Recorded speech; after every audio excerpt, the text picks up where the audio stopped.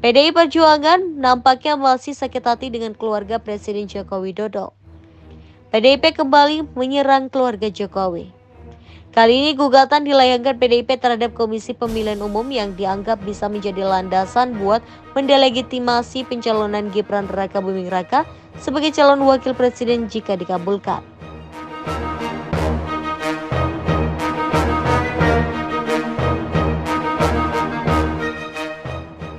Janus menilai jika Pengadilan Tata Usaha Negara atau PT UN mengabulkan gugatan itu, maka muncul sedikit peluang buat mendelegitimasi legalitas dan konstitusionalitas kepesertaan Gibran di dalam Pilpres 2024.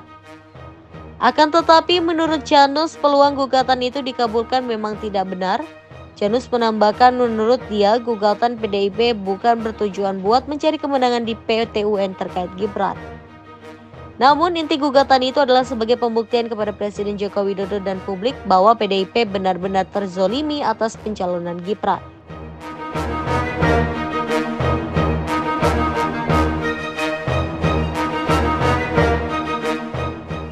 Sebagaimana diberitakan sebelumnya, PDIP menggugat KPU ke PT UN pada Selasa 2 April 2024 karena lembaga itu dianggap melakukan perbuatan melawan hukum dalam proses penyelenggaraan Pilpres 2024.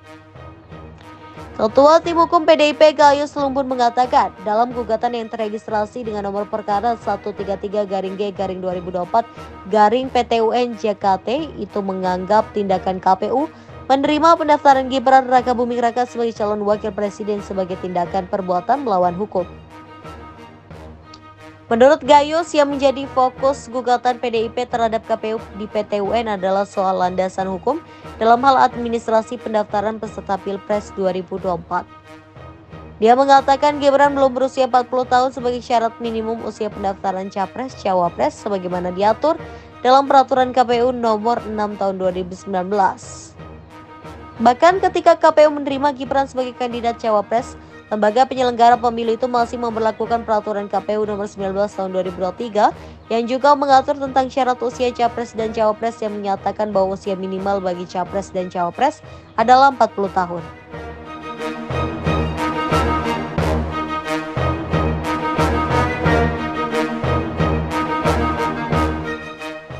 Di lain sisi, ia menegaskan bahwa gugatan ke PT UN ini bukan merupakan sengketa proses ataupun sengketa hasil pemilu seperti yang sedang terjadi di Mahkamah Konstitusi atau MK.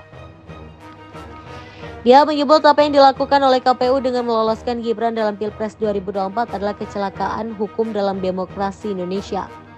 Menurutnya, saat ini yang harus dilakukan oleh KPU adalah membatalkan Cawapres Gibran. Sementara itu, KPU menganggap gugatan PDIP ke PT UN itu keliru.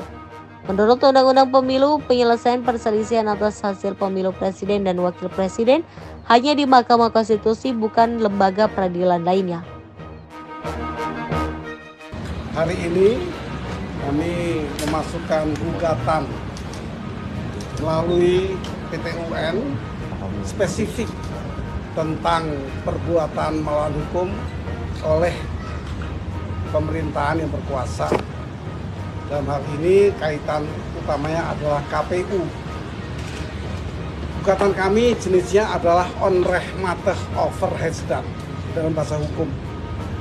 Artinya sebuah perbuatan melanggar hukum oleh kekuasaan pemerintahan.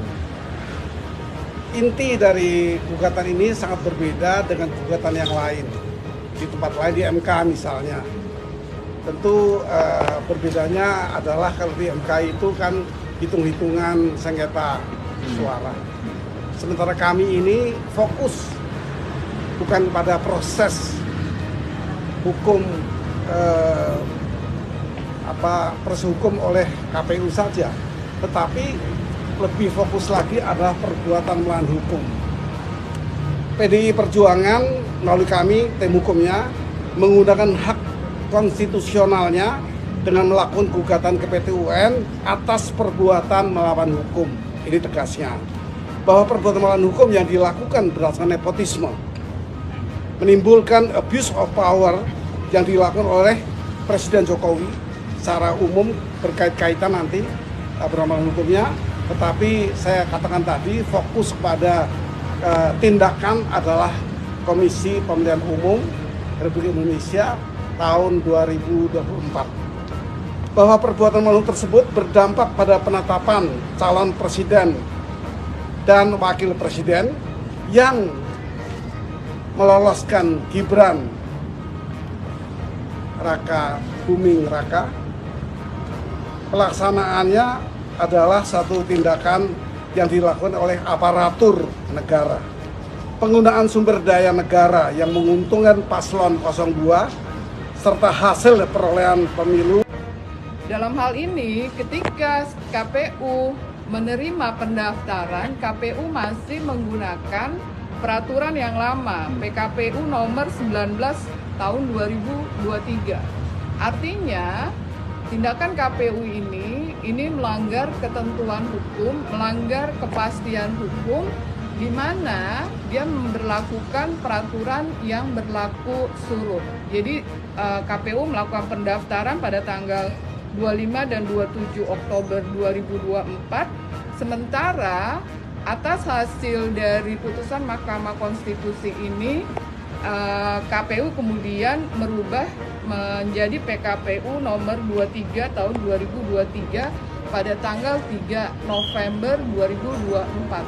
Artinya mekanisme atau proses pendaftaran dan penetapan capres dan cawapres itu dilakukan melanggar hukum atau cacat hukum.